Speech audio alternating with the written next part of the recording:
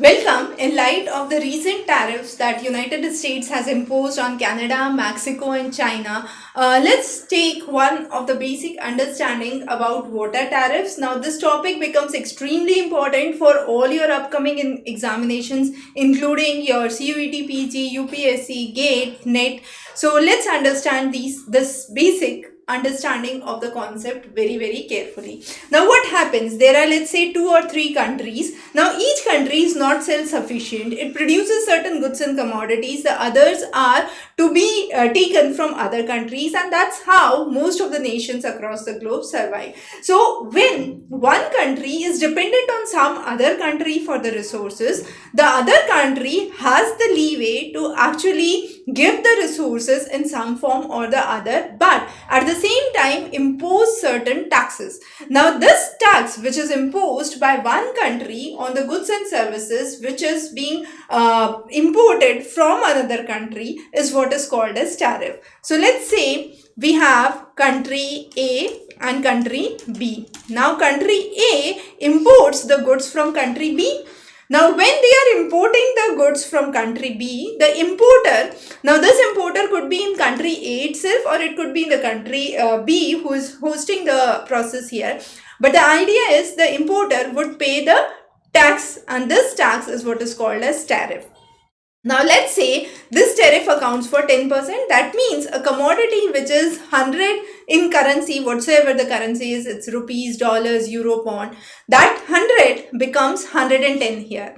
And this is indicative of the rising prices in this country. But why is it done? Why the country A would impose certain tariff? The reasons behind which include, first, the government is trying to protect the domestic industries here. The second important thing that we would understand is the consumers of the market are again protected from the imports that are being brought into the country. So the national interest of the country gets protected, and manufacturing and industries within the nation are given a boost, and this would in long run lead to increase in revenue generation. In the short run, definitely there would be price rise, because what would happen is the countries would actually have to have the citizens would have to pay higher cost for the commodities they are consuming, because when the country is running short of certain commodity, they are actually importing it. But when you are putting a tariff on the import, that means the cost here increases. Now since the cost increases, who would bear the burden? The consumer would bear the burden. So government can also mitigate this in the form of giving benefits or subsidies to the local people, giving in certain amount of relaxations in the taxations to the local people to curb this rising price or the inflation within the nation. Now, what are the types of tariffs that could be implemented? Let's understand those. So, there are 6 basic types that we would understand. The first is a specific tariff. A specific tariff is on the specific unit of the good which is imported within the country. For example, on a pair of jacket, on a pair of glasses, on the pair of shoes, on let's say food article, specific food article, the tariff is put, and that is what is called as a specific tariff, because it is product specific. The next is ad valorem tax. Ad valorem tax is an interesting tax. This is a Latin term which means according to the value. So what happens is based on the percentage of the value of good, the tax is being imposed. This tax would be, let's say, country is putting a tax on a specific country who is providing, let's say, automobile to this country. So there is country A, there is country B, C, D, E and F, right? So I am putting tax only on country B from where I am getting automobiles. I am not putting tax on country C, D, E and F, and therefore this is a specific percentage of the goods value, and this is what would be called as the ad valorem tax. So 2 of these taxes clear. Now there are certain barriers which are also put into trade, and they are non-tariff barriers. So what are these called as?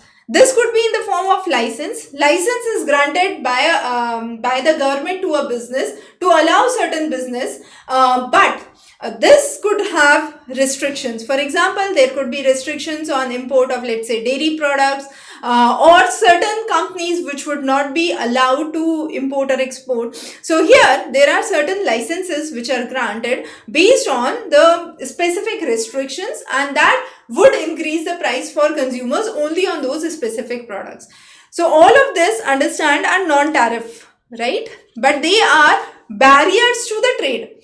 The next is import quota. I define, okay, from country X I would import only 10%, from country Y I would import only 20%, and I put a quota. Even if I want more in the country, I won't be taking it from that country, for example, okay, or on a specific good. This could be country wise, this could be goods wise. I can have a particular amount of good that could be imported. I cannot import more than 20 trillion tons, for example, of cement in a country, right? So that's a import quota. The next is voluntary export restraint. Now this is a very interesting trade barrier, because first of all it is voluntary. That is again created by the exporter, not the importer of the country. So this agreement is a very, very interesting agreement. So let's say we have this as a very important example of Brazil, or Canada, we could say. So Brazil is known for its production in sugar. Canada is known for its coal, right? So this is sugar and this is coal. Now what happens?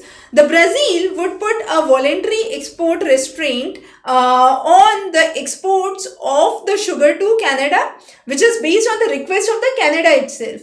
Now Canada would place the restraint on the export of coal to the Brazil, which is put by the Brazil itself. So what would happen? This would increase the price of both sugar as well as coal, but at the same time, it would be protecting the local industries in both the countries. So this is a voluntary export restraint, and it's not on the importing side, it's on the exporting side. One who is exporting is actually putting the restraint. So Brazil is putting it in the case of sugarcane.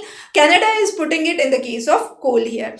The next is local content requirement. Now local content requirement is, instead of placing a quota that not more than this can be imported, not more than this can be brought into a country, government requires a certain percentage which would be made domestically. So I say that, let's say we need cement, so 50 trillion tons to be produced in the country. Now this is a local content requirement. Howsoever you produce it, whatsoever you do to produce it, that is the local content requirement, and that's the restriction on the percentage of the goods itself, or the percentage of the value of goods. So either it's in the terms of goods or the value of goods, but this is a local content requirement. Now in this section, what we have discussed is the basics of tariffs and the types of tariffs and the non-tariffs, basically the barriers to the trade that exist. So we have covered the tariff barriers and the non-tariff barriers, which are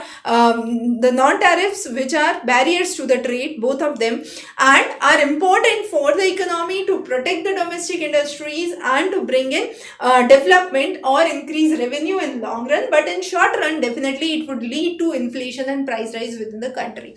In the next section, we would understand how the economics behind these tariffs work. Extremely important session for discussion for those appearing for examinations like NET, GATE, CUET, PG, or economics as one of the subjects. So stay tuned for more updates. Thanks for joining in. Have a wonderful day.